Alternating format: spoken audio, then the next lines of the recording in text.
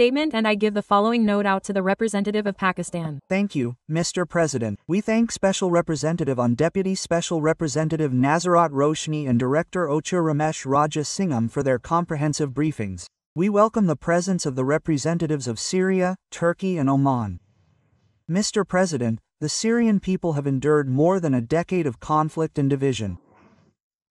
During the country's ongoing period of transition, it is vital that the international community stands with Syria in embracing reform, promoting stability and accelerating inclusive nation building. I would like to highlight 4 points here. First, we welcome the holding of parliamentary elections for the People's Assembly of Syria on the 5th of October 2025 to its 1440 members, marking a significant step in the country's political transition. This reflects a move toward greater political engagement and the rebuilding of state institutions. We also hope that regions which experience delays due to security concerns will soon be able to hold elections, ensuring inclusive participation across the country. Equivalent on the political front is the recent agreement between the Syrian Democratic Forces and the central government to integrate SDF units into the Syrian National Army.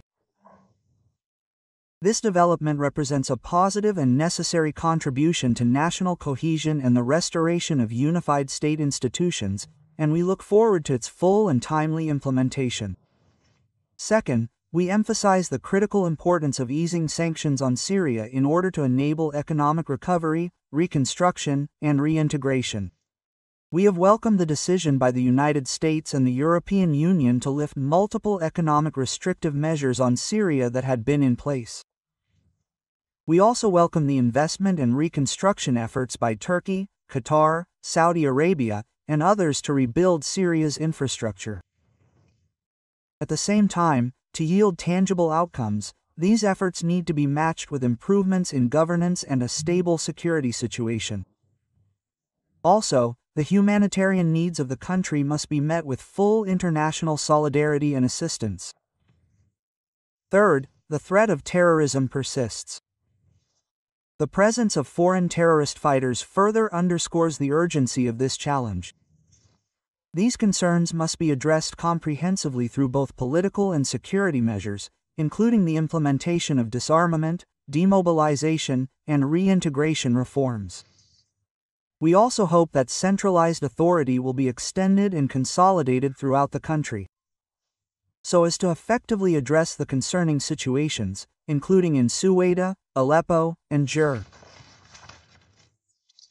Fourth, Pakistan condemns the repeated and egregious violations of the 1974 disengagement agreement by Israel, including the illegal presence and maintenance of 10 positions on the Syrian side.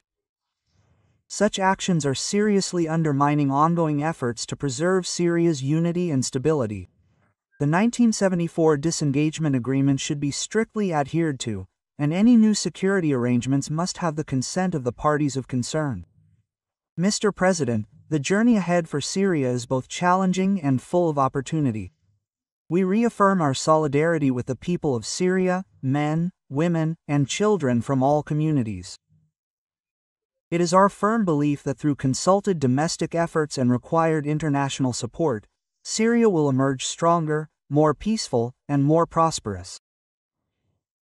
We will continue to support Syrian-led and Syrian-owned political processes toward this end, respecting the sovereign choices of the Syrian people. I thank you.